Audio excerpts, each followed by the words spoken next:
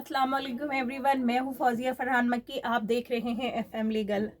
Guys, हमारे पास message आ रहे थे कि आपकी वीडियो में थोड़ी लेस एनर्जी रहती है तो उसको थोड़ा जो है बढ़ाइए। तो मैंने आज से अपनी लेस एनर्जी को मोर कर दिया है और साथ ही मेरी जब भी वीडियो आई है तो एक सिटिंग वीडियो रही है। आज हम एक स्टैंडिंग वीडियो बना रहे हैं। आप लोगों के कहने से आप हमें ये बताइए कि ये मेरा स्टैंडिंग वीडियो ज़्यादा बेटर है या जो सिटिंग वीडियो था वो ज़्यादा बेटर है। गाइज, आप लोग जो भी कमेंट करते हैं वो हमारे लिए बहुत ही ज़्यादा यूज़फुल होता है, इसलिए प्लीज़ लाइक, सब्सक्राइब, शेयर और कमेंट ज़रूर करते रहें। उसके अलावा हमें इसी तरह से सपोर्ट भी किया करें। आज का हमारा टॉपिक होने वाला है गाइज कि जिस हमारे पास मैसेजेस में पूछा गया है कि आप मेरा एक वीडियो बनाकर ये बताइए कि जो हमारे घरों में दंदनाकर पुलिस घुस आती है बगैर वारंट के, तो हम उसके लिए क्या कर सकते हैं और कब पुलिस हमारे घरों में घुस सकती है बगैर वारंट के। दूसरी बात ये है कि आज का जो मेरा वीडियो का टॉपिक है वो ये है कि जब हम कहीं रास्ते में जा रहे होते हैं तो हमारे साथ हादसा हो जाता है।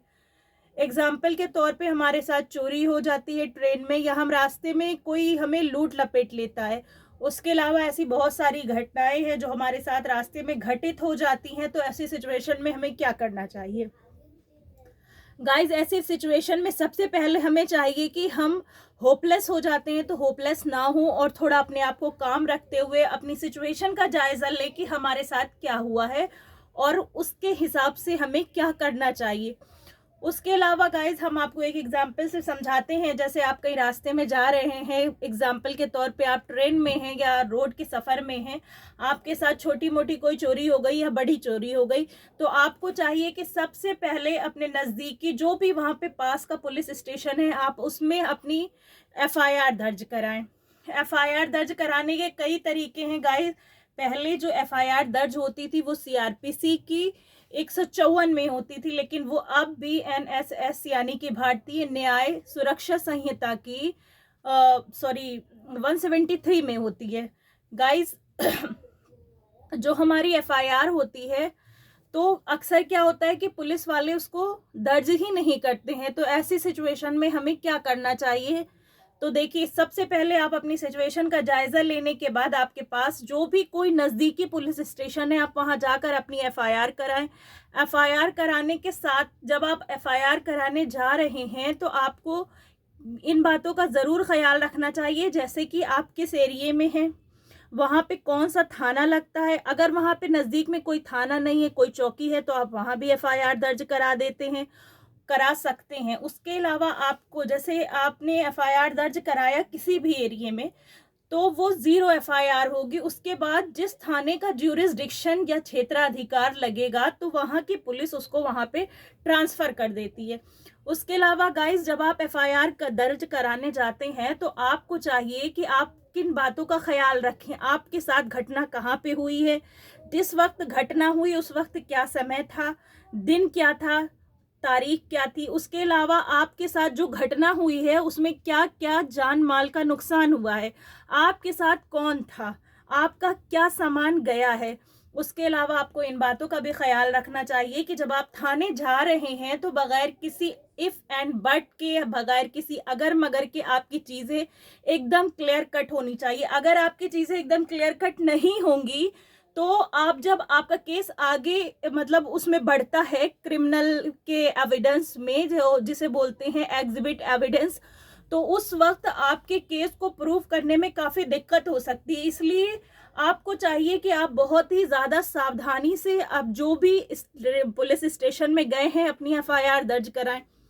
गाइस, एफआईआर दर्ज कराने के लिए जब आपकी पुलिस ना सुने, एफआईआर दर्ज ना करे, तो आपको सबसे पहला काम करना चाहिए कि आप ऑनलाइन एफआईआर दर्ज करा सकते हैं।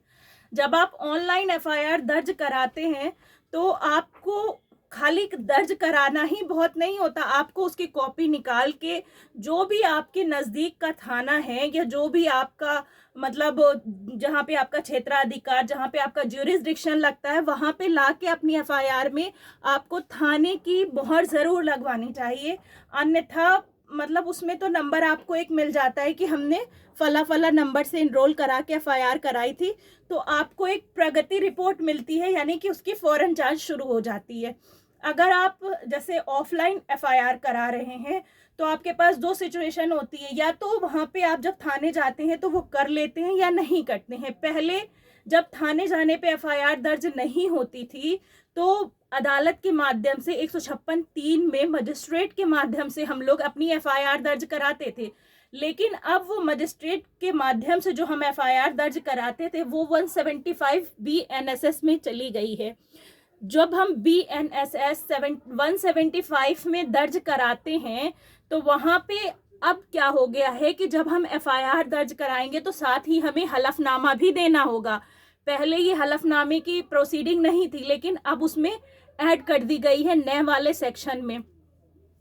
उसके अलावा गाइस, जब हम अपनी एफआईआर दर्ज कराने जाएं तो जब हम वहाँ पे जैसे हमारा नहीं सुन रहा है तो उससे पहले हमें क्या करना चाहिए कि अगर आपका वहाँ पे कांस्टेबल है या कोई भी वो है जो आपका नहीं सुन रहा है, जैसे कि आपका दरोगा नहीं सुन रहा है, तो आप वहाँ के SHO से सिर्फ मतलब शिकायत कर सकते हैं।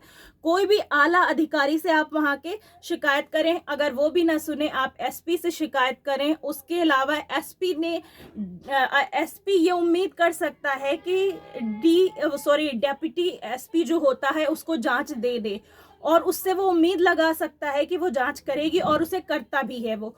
उसके अलावा गाइज आपको चाहिए कि जब आप एफआईआर कराने जा रहे हैं तो आपके पास एक पक्का सबूत होना चाहिए कि जो आपके साथ घटना घटी है तो आपके पास जो लोग थे या जो आपके आसपास के लोग थे, आप अपनी एफआईआर को दर्ज कराने में उनकी भी हेल्प ले सकते हैं।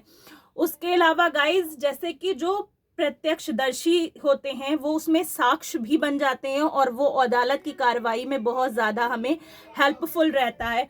उसके अलावा गाइस, हमारे पास सवाल आया था कि जैसे हमारे घरों में जो पुलिस घुस जाती है बेमकसद, तो वो कब घुस सकती है और हम उनकी शिकायत किस तरह कर सकते हैं। तो गाइस, या आपके साथ कोई हादसा हो या ये पुलिस के घर में घुसने की जो वो है, तो आपको चाहिए कि आपका असल मकसद है अपनी बात को एक कानून के दरवाजे तक पहुंचाना। वो कानून का दरवाज़ा आपके DM का भी हो सकता है, वो कानून का दरवाज़ा आपके कमिश्नर साहब का हो सकता है, वो कोई भी आला अधिकारी हो सकता है जो कि मतलब कनिष्ठ अधिकारी आपकी अगर बात नहीं सुन रहा है तो आप उनके वरिष्ठ अधिकारियों तक बात पहुंचा के अपनी बात को रख सकते हैं और दर्ज करवा सकते हैं।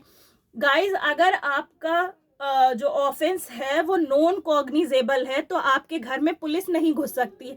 अगर आपके घर में पुलिस घुसती है और आप उनकी शिकायत करते हैं तो आपको चाहिए कि एक पुख्ता सबूत रखें। अगर आप नहीं रखते हैं तो पुलिस के जितने भी अधिकारी होते हैं वो सब इसी लाइन के होते हैं, उन्हें पता रहता है कि आपके एविडेंस को किस तरह से झुटलाना है। तो आप अपना एक अच्छा वकील के साथ साथ अपने एक पुख्ता सबूत दें ताकि आसानी से अदालत में ये प्रूफ हो सके कि पुलिस आपके घर में घुस गई थी, इस तरह से घुसी थी, हमारे घर में इतनी इतनी महिलाएं थी, या जो भी था। आप अपनी अदालती कार्रवाई के दौरान अपनी बात को मजिस्ट्रेट के सामने रख सकते हैं। तो गाइज, हमें उम्मीद है कि मेरा ये छोटा सा वीडियो आपको बड़ी सी जानकारी मिली होगी। आपको चाहिए कि हमें भी सपोर्ट करें। हमारे आपका लाइक, सब्सक्राइब और कमेंट हमारे मोटिवेशन का एक कदम होता है। प्लीज़ हमें इसी तरह से सपोर्ट करते रहें, अच्छे अच्छे कमेंट्स किया करें। हमें आपके कमेंट्स से मोटिवेशन मिलती है और हम आगे बढ़ पाते हैं। Thank you so much. अल्लाह हाफिज़। बाय।